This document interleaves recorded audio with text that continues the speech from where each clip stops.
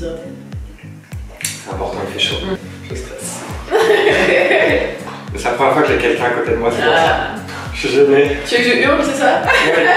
Pourquoi toi tu dois être stressé? Pourquoi toi tu stresses pas? C'est moi qui stresse alors que je suis à ma 4e vidéo, merde! T'inquiète, hein, moi je veux nature peinture. T'as dit on papote, on papote. Ah, on papote. On est net. Salut à tous, j'espère que vous allez bien. Alors aujourd'hui on se retrouve dans une vidéo avec Amandine. Salut!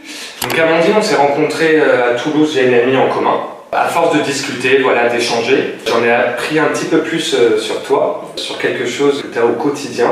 Je me suis dit que ça serait pas mal d'en discuter ensemble, de savoir un petit peu plus ce que c'est. La vidéo est un but un peu pédagogique, informative, parce qu'à mon sens, homme ou femme, on doit tous être au courant de cette chose qui touche bien plus de personnes qu'on ne le pense. Et donc à travers Amandine, que tu puisses un peu nous témoigner de ta vie au quotidien, de ce que tu vis tout simplement. Prête? De ouf. Let's go! Ouais, déjà, si tu pouvais nous expliquer un petit peu, au tout départ, déjà même avant d'avoir l'endométriose, est-ce que tu savais ce que c'était? Alors, pas du tout. Parce que du coup, moi en soi, j'ai de l'endométriose depuis que j'ai 12 ans, parce que mes premières règles, je les ai eues à 12 ans. Ok. Et j'ai su que j'avais de l'endométriose à 24 ans. Donc tout le long, tu pensais que c'était juste...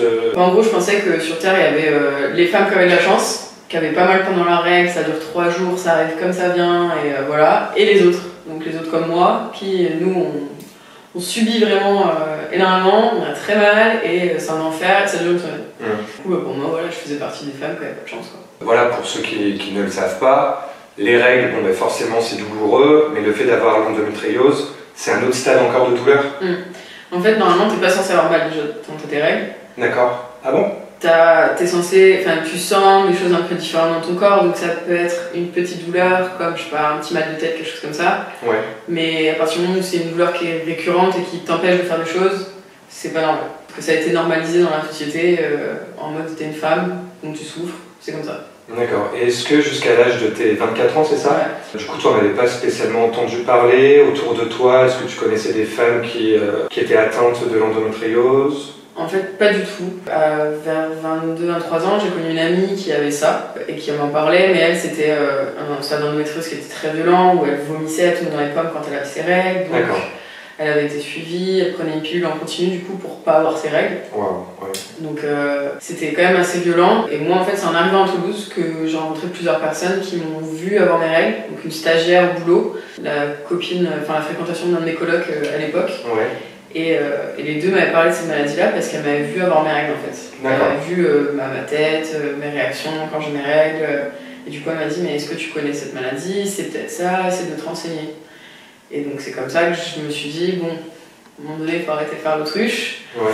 On va demander à quelqu'un de m'aiguiller un peu. Et du coup, à partir de ce moment-là, je suis allée voir un médecin généraliste qui faisait gynéco aussi. Parce que pour trouver un gynécologue ou une gynécologue, c'est un enfer. Tu attends 6 mois pour avoir un rendez-vous. S'ils prennent des nouveaux patients, donc moi je viens de Toulouse, donc quand je suis arrivée là, je cherchais quelqu'un, on me disait non, prends pas des nouveaux. Bah oui, mais je viens pas d'ici, je vais pas aller en Bretagne pour faire mon examen gynécologique. Oui, bien sûr. Donc voilà. Il y a eu une grosse galère derrière. Elle m'a dit c'est possible que ce soit ça, mais bon voilà, en attendant on va te donner une pilule. Parce que j'en avais déjà pris une pendant pas mal d'années et j'avais arrêté par concours de circonstances pendant 1 an. Et du coup elle m'avait fait reprendre cette pilule-là, je me suis rendu compte de tous les effets secondaires et que moi ça ne m'allait pas du tout. Donc elle a essayé de m'en redonner une autre. Donc pendant 1 mois tu prends la pilule. Il restait 2 comprimés et j'ai eu une grosse douleur au niveau du coup à l'arrière gauche, donc par là, qui s'est déclarée à tel point que en fait je ne pouvais pas m'asseoir dessus sur du coup ma fesse gauche. Ah ouais. Je pleurais tout le temps. La douleur était vraiment fulgurante, comme si on te mettait un coup de poignard dans le dos et qu'on te tapait dedans. Donc je suis allée la voir en urgence, elle m'a fait une injection anti-inflammatoire directement dans les fesses, etc. Ça n'a rien changé. Du coup, à partir de là, elle m'a envoyé en urgence aux urgences gynéco de Toulouse. Ouais. Et j'ai passé 7 heures d'examen. 7 heures? 7 heures là-bas. Du coup, écho intra 2 fois, parce qu'ils n'arrivaient pas à voir ce qu'il y avait. Et pour qu'on me dise à la fin, compte rendu des urgences, lumbago, point d'interrogation. et qu'on me donne des séances de kiné. Ah oui, d'accord, il se penchait pas du tout sur une alternative autre qu'un lumbago. Ouais, il savait pas en fait ce que j'avais. Il fait les séances de kiné, mais ça changeait rien, il savait pas comment faire, il comprenait pas mes douleurs, je les comprenais pas non plus, parce que j'avais jamais trop fait d'introspective de mon corps et de où se situaient exactement les douleurs, qu'est-ce qui pouvait les déclencher, tout et tout. Bah c'est ça, et puis c'est bête, mais quand on se tourne vers un milieu médical, forcément si on nous dirige vers un lumbago, ben nous on n'est pas là-dedans, on n'est pas dans ce système-là, donc on se dit ben forcément oui, ça doit... On est sur la bonne piste, ça doit être ça quoi. Ben oui, et puis surtout tu te dis pas c'est une maladie liée à mon utérus qui va me faire mal au dos en fait. Oui, bien sûr. Chez le marché. Et après ça a été galère sur galère, où en fait la douleur elle était fulgurante de temps en temps, et sauf qu'elle est devenue de plus en plus régulière. Et à un moment j'ai des amis qui m'ont conseillé une ostéopathe. Quand je l'ai eu au téléphone, la nana elle m'a dit franchement, vu ce que tu me racontes, à mon avis c'est de l'endométriose. Contacte tel chirurgien à Toulouse, essaie d'avoir un rendez-vous maintenant parce qu'il est très très surchargé, donc tu n'auras pas besoin de voir en 2-3 mois. Okay. Et en attendant, viens au cabinet, je vais essayer de t'aider au maximum. Ça arrangeait sur le moment, mais les douleurs elles étaient là, quoi, elles s'étaient installées et ça changeait rien. Ta première réaction quand on t'a aiguillé, peut-être que ça pouvait être l'endométriose. Est-ce que c'était un soulagement dans le sens je vais peut-être enfin trouver ce que j'ai, ou plus de l'angoisse, merde, ça peut être ça? C'était pas une angoisse d'avoir ça ou quoi, c'était plus dites-moi ce que j'ai. Ouais. Je m'en fous de ce que j'ai, mais dites-moi ce que j'ai, parce que c'est pas normal qu'à 24 ans, je boite quand je marche, que j'ai aussi mal. Et rien à voir avec mes règles du coup. Cette douleur-là, elle était installée H24. C'était vraiment pas lié à mes règles. D'accord, ouais. L'endométriose, quand t'as tes règles, t'as du coup ton endomètre, c'est tout le tissu qui tapisse ton utérus, qui tombe, et c'est ça les règles. Quand t'as l'endométriose, ça tombe, et ça va partout. Donc ça migre là où ça veut. Moi j'en ai dans la vessie, j'en ai dans le cul-de-sac, tu peux en avoir dans le rectum, il y a des personnes, vous en trouvez jusque dans les poumons. Ah ouais? Ouais. Et ça se propage vraiment? Ça se propage.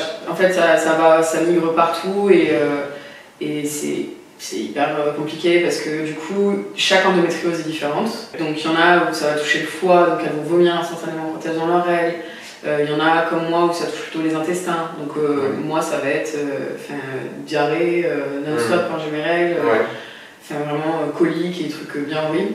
Bien glamour aussi, on adore. C'est la vraie vie. Eh oui, surtout des grosses douleurs intestinales, etc. Ça faisait 12 ans du coup que j'avais ça et que je ne m'en occupais pas, je ne savais pas que j'avais ça. Donc je subissais la douleur tous les mois quand j'avais mes règles. Du coup, en fait, c'était des douleurs projetées de toutes les lésions, toutes les adhésions que j'avais dans le corps qui inflammaient mon ligament, qui relie ton utérus dans le vide à tes lombaires. Ce ligament-là qui en fait est hyper inflammé et du coup c'était des douleurs projetées. Donc de base c'est mon utérus qui était en mode warning, warning, warning. Ok, elle entend pas, ça fait un moment que je lui dis elle entend pas. Maintenant on va faire mal part. Et donc vient le moment où cet ostéo te guide tout doucement sur c'est peut-être l'endométriose. Donc tu fais des tests pour en savoir un peu plus? Du coup, pas avec elle, mais quand j'ai eu enfin le rendez-vous avec le chirurgien, déjà, alors moi j'étais en panique totale, j'étais en stress. Aujourd'hui je peux en parler de l'endométriose parce que je fais un gros travail là-dessus et que j'ai envie que les gens sachent parce que vraiment j'ai galéré énormément d'années. Et en général, je mets 7 à 10 ans en moyenne pour une femme pour qu'on la diagnostique avec c'est énorme. C'est horrible, alors qu'il y a une femme sur 10 qui a de l'endométriose. Elle m'a fait répondre à un questionnaire sur à quel point ça a affecté ma vie de tous les jours. Et ça m'a fait pleurer, parce que toutes les réponses étaient au maximum. En fait, ça affectait, vu que j'avais des douleurs en plus, donc sinon mes règles, moi, oui, c'est une semaine, j'ai l'habitude, depuis que j'ai 12 ans, je vis avec ça, donc c'est un enfer, mais bon, j'agis en fonction, et voilà. Mais là, les douleurs projetées, du coup, c'était vraiment un stade au-dessus. Donc du coup, j'ai fait des IRM. Donc j'en ai fait un, qui a été mal fait, d'ailleurs. Ils étaient censés mettre un liquide, du coup, dans mon utérus pour voir les parois, ils l'ont pas fait. D'accord. Donc mon chirurgien était bien content, parce que du coup il pouvait à peine voir ce qu'il y avait. Oui, ça détectait pas. Il voyait pas vraiment, puis en plus comme il disait, du coup ça c'est pareil, c'était un gros stress, parce que donc, je passe l'IRM, le gars de l'IRM me dit « Ah c'est bon, vous n'avez pas d'endométriose, il n'y en a pas qui apparaissent. » Donc moi j'étais en mode « Ouais mais si j'ai pas ça, j'ai quoi ?» Oui. Et puis encore une fois on t'aiguillait sur une fausse route. Voilà, et du coup derrière je vais voir mon chirurgien, il me dit « Non mais Amandine, faut pas que vous écoutiez ce qu'ils disent, eux ils savent pas, moi je les ai opérés, je sais que ça peut avoir la taille d'une tête d'épingle. » Ah ouais, d'accord. Donc du coup, pour le voir en imagerie, c'est compliqué, surtout quand elle est mal faite. Je le croyais lui, il avait l'air vraiment de savoir ce qu'il faisait, et donc derrière j'ai fait d'autres choses parce que du coup j'avais soutien intestinaux. Ouais. Donc pour voir aussi si j'en avais pas dans l'intestin, j'ai fait une coloscopie, une gastroscopie. Ouais. Bon, on s'est rendu compte qu'il y avait d'autres trucs dans mon intestin, mais j'avais pas d'endométriose, donc déjà super nouvelle. En gros, il voulait pas m'opérer tout de suite, il voulait voir d'abord si avec la pilule, le stérilet ou des choses comme ça, ouais, les alternatives. On pouvait régler sans passer par l'opération parce que c'est quand même quelque chose de lourd sur le corps. Ouais. Et en fait, ça s'empirait de plus en plus. Et donc, il y a un moment donné où il a dit bon, je vais donner ton dossier à une colloque de médecins, de chirurgiens spécialisés en endométriose, parce que là, je ne vois pas. Je vois pas où est le problème. Je me doute que c'est ça parce que tu as toutes les cases qui sont cochées. 2 ou 3 mois après que j'ai fait mon IRM, il y a un de ses collègues qui a dit ok, j'ai vu sur l'IRM vraiment mais un truc infime, il y a une petite tache noire, c'est bizarre, c'est pas censé être là, vas-y on y va. Okay. Et du coup il m'a opéré le 8 janvier 2020. Date à retenir parce que du coup c'est très important avec le Covid. On y reviendra. On y reviendra. Et en fait, du coup, en opérant, il s'est rendu compte que il y avait des toiles. En fait, les adhésions, c'est comme des toiles d'araignée, surtout tout en utérus. Moi, j'en ai partout. J'en avais dans la vessie. J'ai vu les imageries. Du coup, il y avait des trous. Il y avait un trou à un endroit de mon vagin qui m'a dû opérer. Et derrière, en fait, les douleurs que j'avais, type lumbago, elles ont disparu. Elles reviennent de temps en temps. Si je fais pas de yoga, si je vais pas voir mon ostéopathe, j'ai plein de choses à faire aujourd'hui, un mode de vie à vivre aussi pour améliorer tout ça. Une fois l'opération passée, bon, je suppose qu'il y a eu le temps de te relever de tout ça. Oui. Comment s'est passée la suite de l'après-opération en fait? Avant, j'avais vraiment du mal à en parler, même à mes amis, ma famille, etc. Pourquoi? Est-ce que c'était... t'avais honte? Est-ce que c'était une peur, une gêne, un tabou? C'était un tabou. Depuis que j'avais 12 ans, on avait normalisé ma douleur. J'en avais jamais parlé de ma douleur. Ouais. Et donc, pour beaucoup, moi j'ai des gens de ma famille qui m'ont dit mais t'as cette maladie-là, jamais je m'en serais douté, des choses comme ça, quoi. Mais parce qu'en fait, je faisais en sorte de ne pas le montrer. Je faisais en sorte de ne pas voir mes amis si c'était les 2-3 premiers jours parce que c'est là où je ne peux pas marcher, où je suis tout le temps en train de pleurer ou en train de grogner parce que j'ai mal. Et du coup, c'était un peu tabou, puis j'avais pas envie en fait qu'on me prenne en pitié parce que je déteste ça, ou de faire que de me plaindre. Et en fait, la seule chose que j'avais à dire à ce moment-là, pendant ces 4 mois-là, où j'avais plein d'examens à faire, c'était ça, c'était ma vie, c'était ma douleur. Du coup, après l'opération, ça a vraiment changé parce que déjà, je me suis ouverte à des clés pour m'en sortir. Ouais. Donc, j'ai lu des livres de filles qui avaient l'endométriose, qui ont trouvé des moyens naturels, qui sont passés par les hormones de synthèse et autres pour améliorer les douleurs, qu'elles soient moins fortes, etc. Mieux vivre avec l'endométriose. Et surtout, j'ai vu des groupes Facebook, vraiment plein de témoignages, plein de gens qui avaient la même maladie que moi, et du coup, j'étais pas seule. Et derrière, j'ai dû faire un travail avec des psys parce que vraiment, c'était pas possible pour moi d'en parler. Ouais, mais c'est trop bien parce que ce but informatif que tu l'as eu par des femmes en fait qui à un moment ont osé, comme toi tu oses, elle en parlera pas parce que tu es modeste, mais maintenant à la suite de tout ça, à l'instant T, tu communiques vachement là-dessus sur tes réseaux sociaux, sur ton blog. Enfin, je mettrai tous les liens en barre d'infos. Elle a un blog, sur son Instagram, t'en parles beaucoup, voilà. Le fait d'enlever ce tabou, parce que toi, tu t'es fait aider en partie aussi avec des filles comme toi qui osent, et maintenant tu fais partie de ces filles aussi qui osent et qui en parlent pour aider, que ce soit homme ou femme, parce qu'on aide forcément les femmes qui traversent, mais c'est aussi au rôle de citoyen, peu importe le sexe, mais de savoir ce que c'est, tout simplement, c'est archi important. Mais ouais, et puis surtout, du coup, à l'époque, le travail que j'avais, au moment de toutes les opérations et autres, ils n'étaient pas du tout ouverts à ça. Le travail que j'ai aujourd'hui, j'ai négocié pour avoir du coup des jours de télétravail. Au moment où mon cycle arrive, les 3 premiers jours, je suis en télétravail. Oui. Et c'est comme ça, c'est pas autrement parce que je peux pas marcher. Donc, conduire une voiture pour aller au travail, passer toute la journée assis sur un bureau, devoir monter des escaliers pour aller aux toilettes alors que j'y vais tous les 10 minutes parce que voilà, j'ai un flux énorme. Non, c'est pas possible. Et est-ce que tu avais peur que ce soit handicapant, par exemple dans le milieu professionnel, de te dire qu'avec ça, tu es dans l'impossibilité certains jours de ne pas pouvoir les travailler et peut-être que mes futurs employeurs n'accepteront pas ça? Tu avais peur que ça ferme des portes? Alors oui, c'est encore une peur que j'ai aujourd'hui. Ouais. Parce que je me dis, là je suis dans la communication, ça me plaît beaucoup, il n'y a pas de souci. Et le secteur dans lequel je travaille fait que je me suis vendue avec mon endométriose par rapport à mon secteur d'activité. Donc je savais que ça allait être toléré puisque je suis un témoin aussi de ma maladie pour ma boîte. Mais par contre, je sais qu'un jour je voudrais faire d'autres choses, peut-être de la restauration ou du service, être serveuse ou je sais pas. Et je sais que là ça va être un handicap parce que du coup, une fois par mois, je pourrais pas aller travailler. J'aurai ça à vie jusqu'à ce que j'ai la ménopause. On adore être une femme, c'est génial. Oui, maintenant tu as vraiment pris le temps de te documenter, d'en apprendre davantage et peut-être d'essayer de trouver des solutions pouvant peut-être atténuer ou t'aider à mieux vivre avec. Et du coup, j'ai ma petite trousse de secours et dedans, en gros, j'ai des médocs. Donc de l'Antadis, c'est du Mopral. D'accord, qui sert à quoi? Alors l'Antadis, c'est un anti-inflammatoire antistéroïdien. Ouais. Et c'est la petite pilule bleue. D'accord, une pilule bleue, ouais. Et ça, c'est toutes les nanas qui ont des grèves douloureuses se diront c'est la magie. Genre vraiment, ça t'aide de ouf. D'accord. Et l'autre, le Mopral, c'est parce que du coup mon intestin et mon estomac sont très fragiles. Et donc du coup, si je prends pas ça, en fait, ça me fait d'autres douleurs. J'ai moins de douleurs des règles, mais j'ai des brûlures d'estomac, etc. Donc il faut que je mange quand je prends ça et que je prenne absolument le pansement gastrique. D'accord. Et ça, c'est quelle fréquence ce médicament?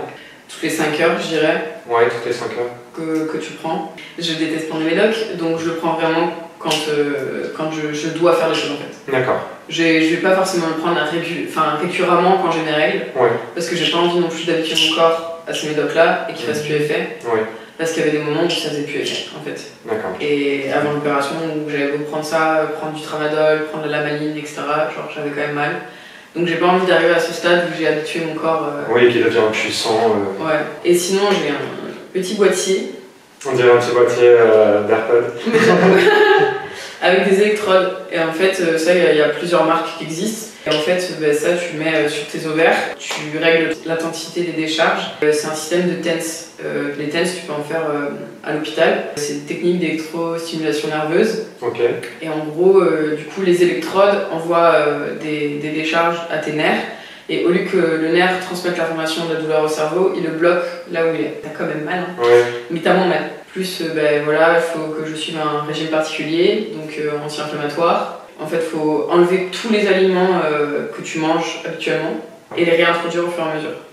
D'accord, pour savoir lesquels sont le plus aptes à te faire mal et surtout pour voir les réactions de ton corps par rapport à l'ingrédient. Par exemple, moi j'étais du genre le pain, on est français, hein, le pain, les fromages, le vin rouge, en plus, je suis végétarienne donc je mange beaucoup de légumes, donc tout ce qui est chou-fleur, j'en mangeais à la pelle. J'aime bien tout ce qui est épicé, donc je mettais taquet d'épices dans les trucs. Je les ai enlevés de mon alimentation à un moment donné et j'ai essayé de les réintroduire et je voyais les effets tout de suite. Avec l'endométriose, t'as l'endobelly, c'est genre le ventre de l'endo en anglais. D'accord. Et en gros, moi si je mange du gluten, mon ventre fait du gonfle, mais sans aucune raison. Et donc il y a des fois où même les pâtes ou les trucs comme ça, je mangeais un plat de pâtes le soir, mon ventre était tout plat. Une demi-heure après ou une heure après, j'avais le ventre d'une femme enceinte de 2-3 mois. Et gonflé, tu vois, pas les bourrelets ou je sais pas, c'est gonflé et ton ventre instant qui gonfle. Et tout ça en fait, c'est des choses qui sont inflammatoires. Donc du coup, quand t'as tes règles, vu que c'est une inflammation, ça empire les douleurs.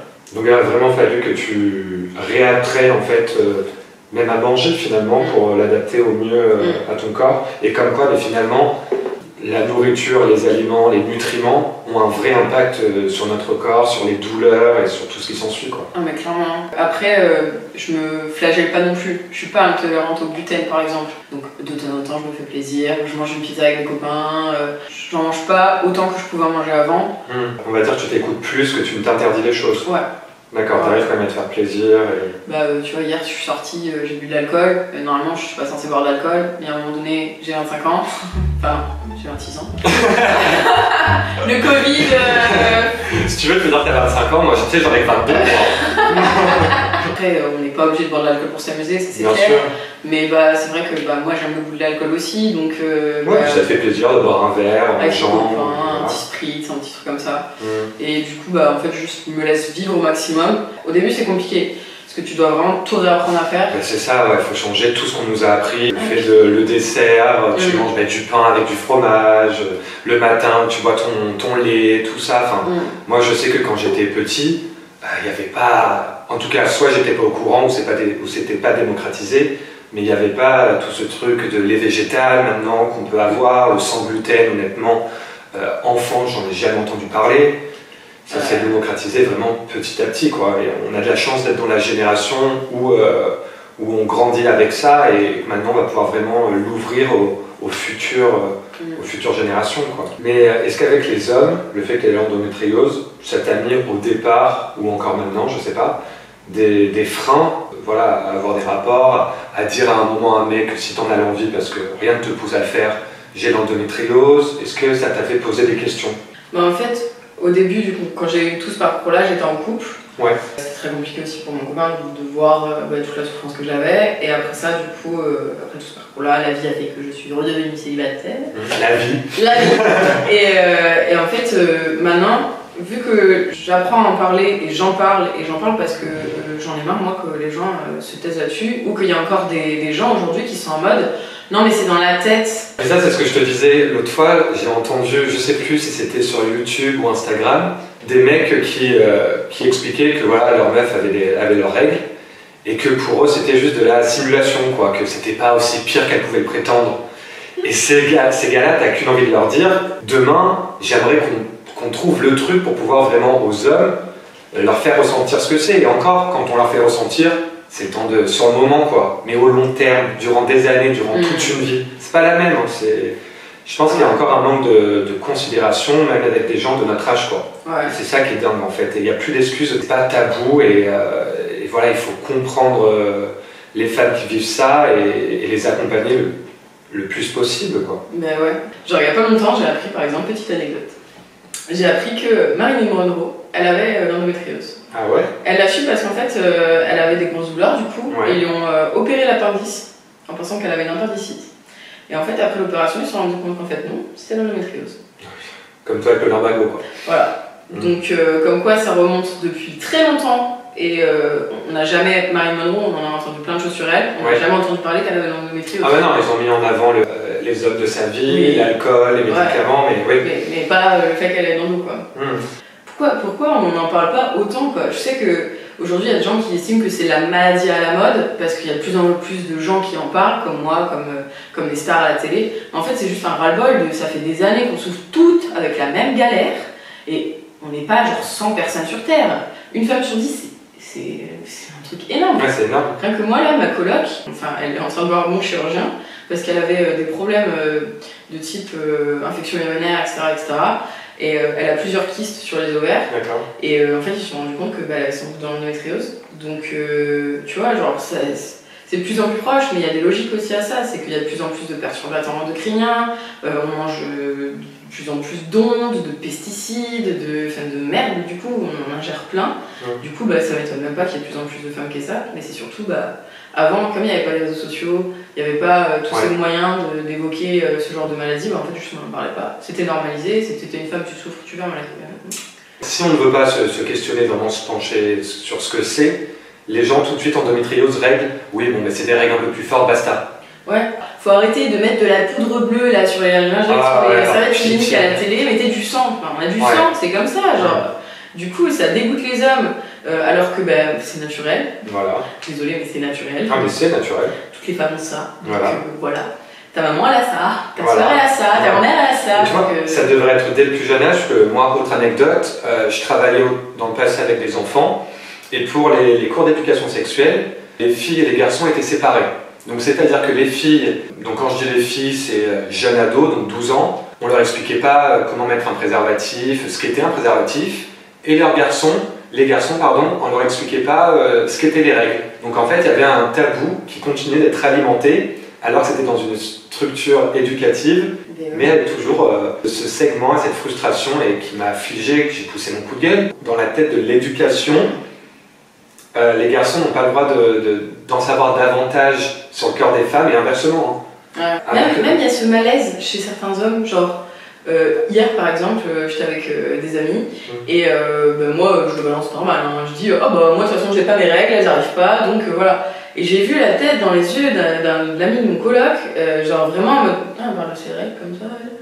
Genre j'ai vu la gênance pour lui, le fait que ce soit très gênant que je parle de mes règles, alors que moi non en fait. Tristement ça m'étonne pas parce que ce mec qui a eu les yeux un peu étonnés, mais parce qu'en fait dès le plus jeune âge, on nous formate à ne pas en savoir plus. Donc on prône la tolérance et la découverte de l'autre, je suis à 100% d'accord là-dessus, mais à côté de ça, on nous freine sur le côté pédagogique en fait, et sur le corps tout simplement, le corps humain. Je parle d'éducation, mais en même temps, oui, parce que tu vois, j'ai ma belle-sœur qui est en études de médecine, elle est à la fin là, et quand j'ai su que j'avais ça, on en a parlé, parce que j'ai vu plein de médecins qui ne connaissaient pas la maladie. Les médecins?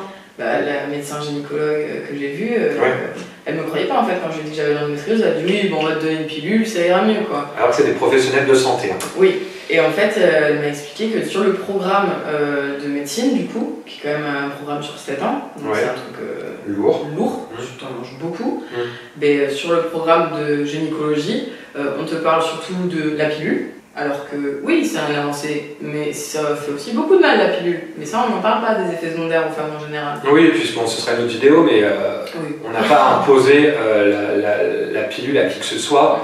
Non. Non, ce n'est pas parce qu'on est. Je parle pour un couple hétérosexuel. La femme n'est pas obligatoirement obligée de porter la pilule ou de rappeler à l'homme, bon bref c'est un autre sujet, mais de mettre des capotes par exemple. Non. Et alors du coup on parle que de ça, que de pilule, ou de ménopause, de frottis, de choses comme ça. Mais alors l'endométriose, elle m'a dit, sur tout le chapitre il y avait un paragraphe quoi. Alors qu'on forme les médecins du futur quoi. Les médecins de demain. Genre ok, donc, du coup ça m'étonne pas que les médecins ne savent pas. Puisqu'on en parle pas. Je comprends pas quoi, c'est comme si on parlait pas du cancer du sein aux femmes ou du cancer du col de l'utérus quoi. Pourtant, moi j'ai lu il y a pas longtemps le courrier de l'État qui me rappelait qu'il fallait que je fasse mon frottis parce que j'avais eu 25 ans, que je l'avais pas fait et qu'il fallait vérifier que j'ai pas de cancer. Mais tu n'as pas le courrier endométriose quoi, par contre. Non. Et c'est toujours pas reconnu comme une maladie handicapante. C'est en train d'être. Macron il en a parlé il y a pas longtemps, le président Macron. Monsieur le Président. Monsieur le Président. On en a parlé il y a pas longtemps, il y a 1 an je crois, un truc comme ça. Et c'est déjà un exploit, pas énorme, genre le président de la République française en a parlé, a dit qu'il allait faire quelque chose parce que c'était haut pour les femmes. Genre ça veut dire que le fait de plus en plus en parler, alors oui c'est à la mode, mais en même temps ça fait bouger les choses. Tu vois moi j'avais une pote qui soupçonnait peut-être d'avoir ça. On a commencé à lui faire écho dans son entourage, mais c'était pas les médecins. Et donc pour moi ça devrait être primordial que même au sein des écoles, des personnes viennent en parler en fait.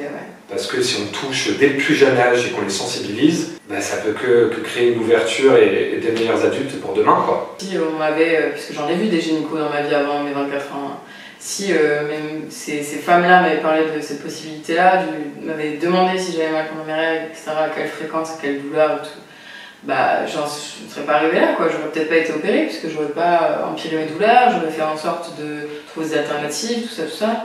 Et c'est quand même fou, c'est ce que tu dis, moi c'est pareil, c'est mes amis quand même, c'est des proches, c'est des gens que j'ai rencontrés et qui m'ont dit tu dois avoir ça, c'est pas normal, et c'est des ostéopathes, c'est les personnes qui m'ont le plus aidé, alors que c'est une médecine douce qui n'est pas remboursée par la sécurité, c'est pas remboursée par la sécurité sociale, les mutuelles c'est à peine remboursé, tu vas avoir je sais pas 3 séances par an de remboursées, ça coûte 60 €. Moi je dois y aller tous les 3 mois, parce que sinon mes hanches se bloquent, je peux plus marcher. C'est un vrai budget en plus, encore une fois.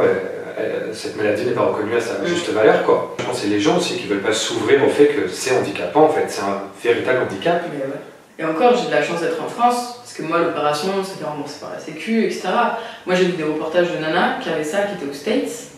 En fait elles se sont mangées dans la gueule le même prêt qu'elles ont eu pour l'université, c'est-à-dire 10 000 balles, parce qu'une opération c'est 10 000 balles, parce que le chirurgien coûte 10 000 balles, la chambre, le machin, le truc, le bidule.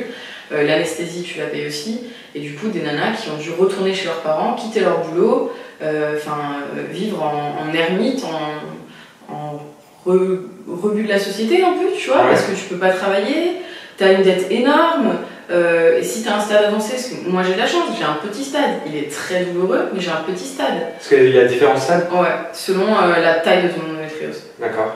Et moi j'ai de la chance, j'ai un petit stade, la preuve ils se voyaient pas à l'IRM. Et ça c'est fou quand même de se dire que tu as un petit stade avec tout ce que tu nous as cité avant, les symptômes que tu as qui sont tellement handicapant quand même dans la vie de tous les jours. Et tu connais un peu les autres stades ou Alors oui, mais en fait le truc c'est que tu peux avoir un stade 4 par exemple et pas sentir tes douleurs. Et un jour tu vas te rendre compte que tu as ça parce qu'en fait t'as des kystes partout, parce que souvent tu as des ovaires polykystiques quand tu as de l'endométriose, c'est très lié à ça. Ou alors tu vas avoir, je sais pas, d'autres galères qui vont se déclarer. Ça dépend vraiment, chaque endométriose est différente, ça je le répète parce que la personne que je disais qui avait de l'endométriose que je connaissais, elle, on s'est perdu de vue parce qu'elle acceptait pas que je lui explique ma manière de voir mon endométriose à moi.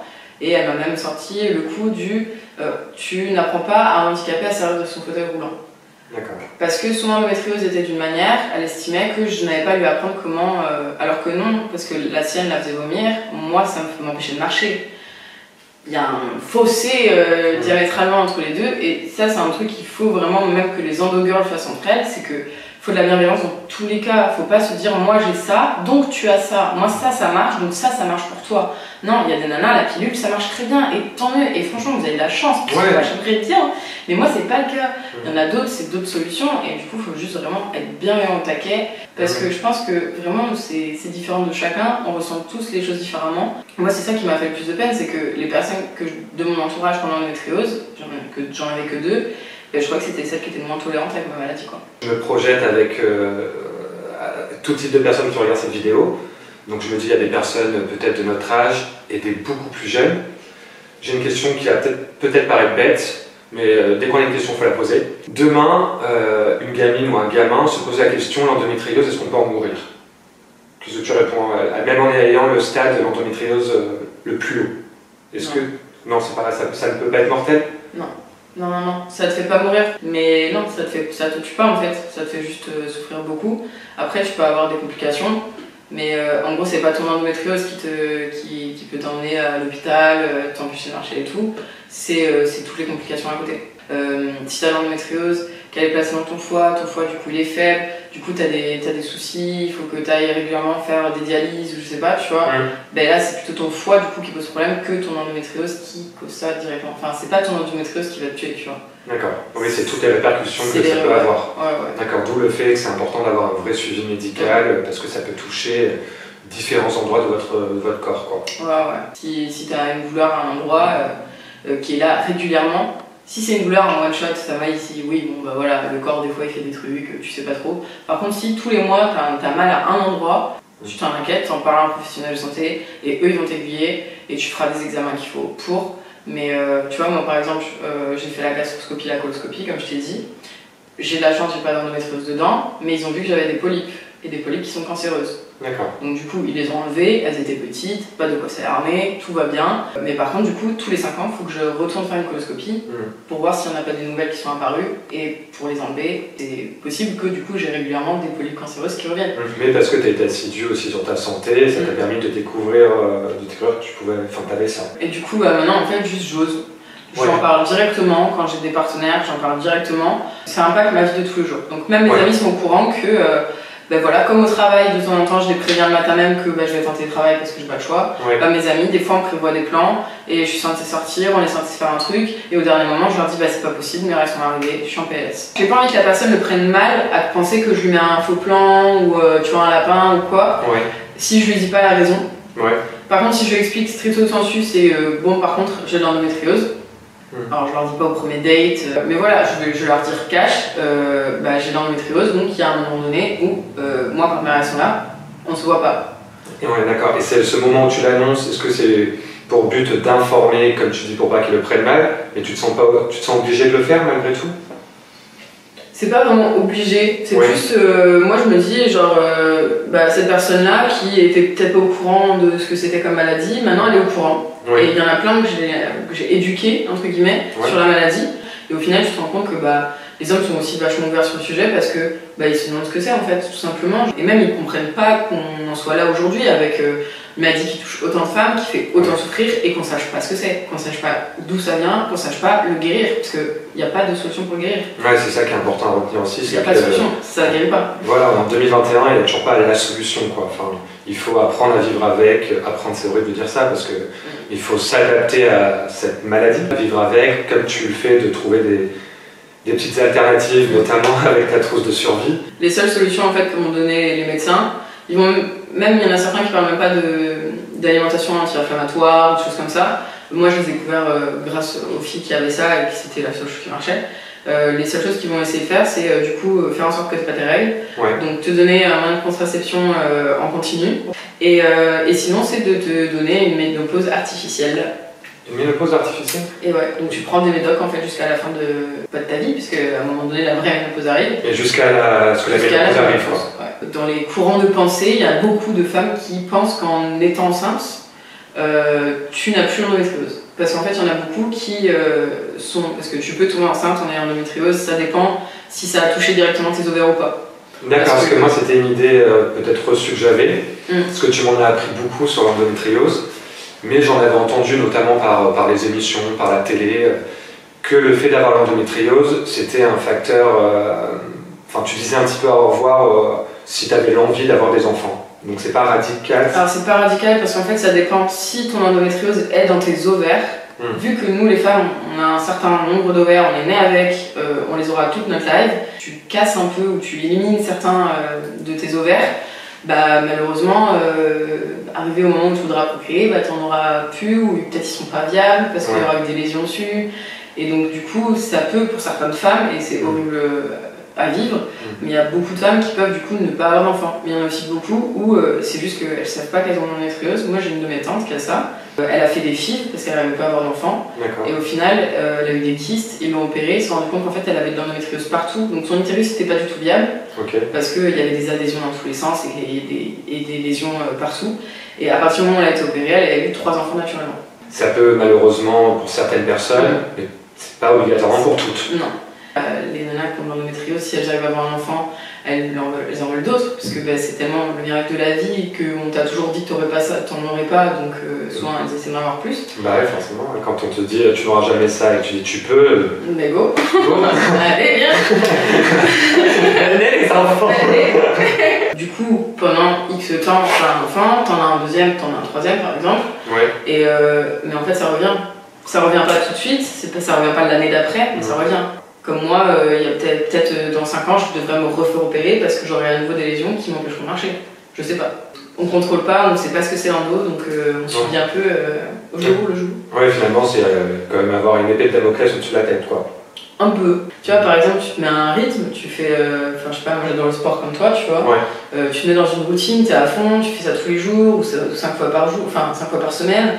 Donc t'es à fond, t'es dans un bon rythme, et d'un coup, bam, t'as tes règles, donc pendant une semaine, tu peux plus rien faire. Et après, bah, du coup, tu as pété ta routine, quelconque routine que ce soit, hein, même si c'est aller lire, dessiner ou je sais pas, bah, tu pètes tout ça et après tu es obligé de recommencer à faire un nouveau cycle où tu te remets dans le sport. Et du coup, quand tu as arrêté une semaine, qu'en plus ton corps t'était en PLS, du coup, c'est dur de garder vraiment un rythme sur quoi que ce soit parce que tu as toujours tes règles qui arrivent et qui te fracassent tout. Du coup, là, si tu devais donner des conseils à des jeunes femmes, à des jeunes filles, qui se posent la question, qu'est-ce que tu leur conseillerais de faire de prime abord? Mais toi dans le rôle de la grande sœur. Alors de prime abord, d'aller lire mon article. Direction le blog d'Amandine. Une vie d'Amandine. Une vie d'Amandine. De toute façon tout est en lien dans la description. Non, en gros d'aller dessus parce que dedans à la fin je donne plein de conseils du genre et notamment en fait il y a Endo France qui ont une page Insta, etc. Et il y a beaucoup de pages Instagram qui existent sur l'endométriose, de filles qui ont l'endométriose, et celle-là je les conseille parce qu'en fait du coup t'es plus tout seul, t'as des conseils, des vrais conseils, des personnes qui ont ça. Endo France je conseille parce que dessus il y a beaucoup de listes de médecins référencés qui connaissent la maladie par région. Donc moi mon chirurgien il était référencé sur Endo France. D'accord. Et comme quelqu'un qui est sur Toulouse, qui est réputé pour soigner la maladie. Donc du coup vraiment d'aller dessus pour se renseigner et de regarder aussi sur Facebook les groupes fermés par région aussi de nanas qui ont l'endométriose. Parce que dans ce cas-là, les filles vont se conseiller. J'ai été voir une ostéopathe, celle-là elle m'a vraiment aidée, où les nanas vont juste raconter un peu leur vie, demander des astuces. Est-ce que vous connaissez une acupuncture? Est-ce que vous connaissez un gynéco, une sage-femme, nanana, dans le coin, et qui connaît l'endométriose, j'ai tel stade, j'ai tel truc, nanana. Ouais, ça crée vraiment une communauté, un soutien entre vous. Est-ce qu'il y a des hommes aussi qui sont dans ces communautés qui... Non. Soutiennent, non. Non, c'est vraiment que pour les filles parce que bah, c'est une maladie féminine. Enfin, féminine. Tous les propriétaires d'utérus, on va dire, plutôt que les femmes. Ouais. Donc, en fait, tous les propriétaires d'utérus, du coup, peuvent être sur la page, mais si t'as pas d'utérus. D'accord, oui, c'est vraiment. D'accord. C'est vraiment pour se conseiller entre nous. Puis en fait, c'est un safe space. Ouais. Donc, je pense que si t'es un homme et que tu veux rejoindre le groupe, tu peux, mais je suis même pas sûre que tu sois accepté, parce que des fois, c'est des tout petits groupes, il y a 200 personnes. D'accord. Tu vois, à Toulouse, il y a peut-être 200 personnes sur le groupe. Okay. C'est pas énorme. Et t'as des questions à l'entrée, etc. Après, t'as les pages plus grosses, les pages nationales, et là, n'importe qui peut rentrer dedans, tu vois. Et je trouvais important de libérer la parole, d'ouvrir le dialogue et de créer un véritable soutien entre toutes ces femmes qui vivent ça. Et si en plus de ça, on peut en apprendre un peu plus et le faire découvrir aux hommes, ben franchement, c'est tout bénef. Je pense que c'est aussi notre rôle de se mettre à votre place, parce qu'on a cette chance, et c'est une chance, hein, parce qu'on n'a pas ces douleurs, nous. Hein. Et je te souhaite en plus de continuer de trouver peut-être de nouvelles alternatives encore pour grossir ta trousse de survie. Oui. Ce qu'on peut vous souhaiter, c'est de la tolérance. Essayez d'en parler autour de vous. N'ayez pas honte, qu'importe l'âge que vous avez. Je me dis par exemple, on ne se serait pas rencontrés. Tu vois, moi je suis encore dans l'idée reçue de me dire avec l'endométriose, tu n'as pas d'enfant. Ou en fait, il faut dialoguer, c'est primordial. Dans tous les cas, écoutez-vous, parce que c'est pas normal d'avoir mal. Après, si vous voulez qu'on refasse des vidéos avec des sujets de type pilule, contraception, je sais pas, féminisme. Amandine, ça va être ma touche féminine de la chaîne. Moi, je suis chaud, les gars.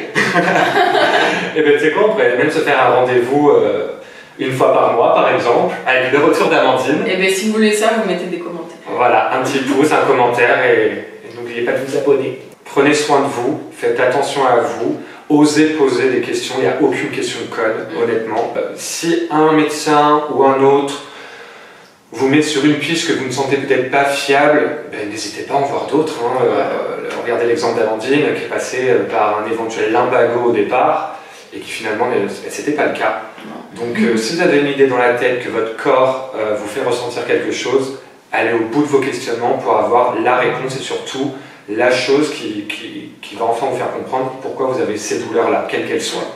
Et surtout, si le médecin ne vous convient pas, changez-le. Ouais, voilà, et n'ayez pas honte de le faire, d'en parler autour de vous. Et les gens qui n'acceptent pas ça, qui ne tolèrent pas, eh bien next, il y a un moment, c'est pas à vous de vous adapter à eux, mais c'est à eux de s'adapter à votre maladie, tout simplement. Ouais. Donc beaucoup de bienveillance, de communication. Que du love. Que du love, tout simplement. Et comme je vais dire à la fin de chacune de mes vidéos, surtout soyons pétillants à la vie, aux autres, mais surtout envers nous-mêmes. Merci beaucoup. Avec qui? C'était trop cool. Mais grave. Mon corps, mes règles. J'adore. Mon rêve d'avoir des cheveux